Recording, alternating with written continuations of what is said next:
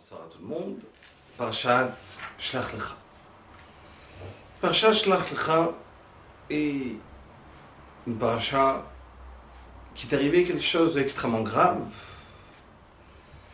La faute des explorateurs des Meraglim, où Akadosh Baruch Hu, de son côté, ne va pas dire à Moshe Rabbeinu d'envoyer des Meraglim, des explorateurs.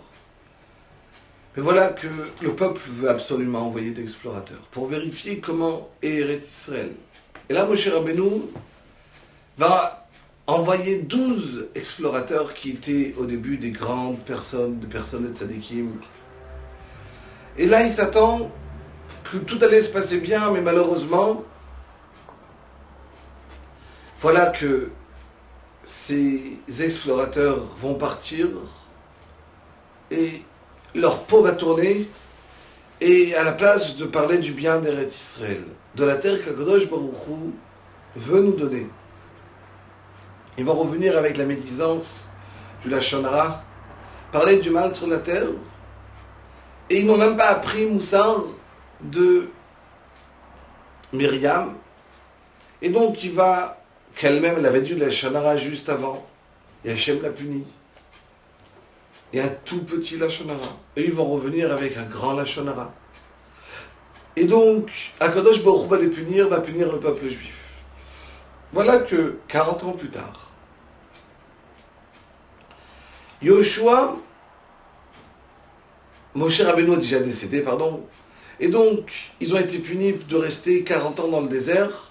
Et voilà que 40 ans plus tard, alors, on doit entrer en Eretz Israël. Moshe Rabbeinu, Yoshua va envoyer encore une fois 2 explorateurs. Nous dit la Haftara qu'on va lire cette semaine, Parashat Shlach Lecha, dit la Haftara, Vayishlach Yoshua binun shnei anashim, shnaim, 2 personnes. C'était qui ces 2 personnes? Un, c'était Kalev ben Yefune, son ancien collègue. Car on sait tous que Yoshua et Kalev ben Yefune faisaient partie des 12 Meraglim, les 12 espions, qui sont partis visiter Eretz Israël. 10 ont fauté et 2 n'ont pas fauté. Les 2 c'était Yoshua ben Nun et Kalev ben Yefune. À la mort de Moshe, Yoshua va prendre les rênes et il va envoyer en tant qu'espion, comme explorateur, il va envoyer Kalev ben Yefune, donc le vieux, l'âgé, ça fait longtemps, et voilà, il va envoyer encore le deuxième, le jeune, Pinchas ben Elazar ben Aaron à Cohen, qui va partir avec lui. Et là, nous dit la Haftara, nous dit le Navi, il les a envoyés Cheres. Alors Cheres, ça veut dire en silence, c'est normal. Qui veut envoyer un explorateur, un espion? Il y aura écrit un grand badge, je suis l'espion, pas possible. Et voilà que l'Haftara nous dit Cheres. Apprendre ici le Midrash, qu'il ne faut pas lire Cheresh, mais Cheres. Cheres, ça veut dire, c'est de la poterie. Comment il leur a dit de partir, sauf faire de ne pas se montrer? Ils devaient faire quoi? Alors ils sont partis comme des vendeurs de poterie. Ils tournaient. Et ils criaient, qui va acheter de la poterie? Ok. Mais qu'est-ce que la Torah veut nous apprendre par là? C'est la Torah nous dit la poterie. Pourquoi la poterie? Et pourquoi elle leur a demandé spécialement de voir de la poterie? Est-ce que la Torah ne veut pas ici nous transmettre un message quelconque? J'ai entendu du grand rabbin de Marseille, Rav Reuven Ochana Shalita, un pshat extraordinaire.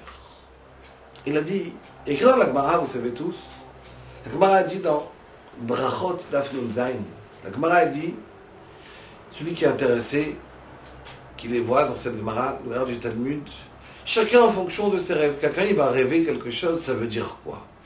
Ah, il va rêver du blé, ah, il va rêver d'un drogue, ah, il va rêver, chacun, tout ce qui va arriver, la Gemara va citer, si c'est une chose de bien, qu'est-ce qui va lui arriver dans l'année? Il va avoir cela, ça ou ça. Donc dit la Gemara, si quelqu'un va rêver d'une marmite, de la poterie, alors c'est siman, c'est un signe de shalom. Quel rapport entre la poterie et le shalom? Vous savez que pour cuire un aliment, il y a deux éléments qui sont extrêmement importants. Du feu et de l'eau. Le problème, c'est que le feu et l'eau ne vont pas ensemble. Qu'est-ce que je fais? Je mets du feu, je mets de l'eau dans une marmite et je mets le feu. Et là, la marmite, elle a fait le shalom, elle a mis la paix entre le feu et l'eau. Et là, je peux cuire. Donc la marmite, en vérité, elle est là pour associer deux éléments qui ne se concordent pas du tout ensemble, qui ne peuvent pas être ensemble. Donc la marmite va créer le shalom. Nous dit l'Agmara, celui qui va voir une poterie, il va faire le shalom. Yoshua, il a envoyé deux personnes de deux tempéraments différents. Caleb ben Yefouné, le vieillard, le grand Talmid Chacham, vieux, et il a envoyé Pinchas ben Elazar, tout feu, qui vient avec de sa jeunesse, sa tzidkout, et il les a envoyés d'une manière à faire le shalom. Surtout faites attention. On ne veut pas de cette dispute, de cette exploration. On veut que vous allez partir et comprendre qu'on ne veut pas du lashon hara. On veut au contraire le shalom avec le peuple juif et avec Avinu Shebashamayim. Donc il faut penser chacun comment il peut se servir lui-même devenir cette poterie, cette kdera, cette marmite, de faire le shalom dans le clan d'Israël. Kol Tov, Erev Tov.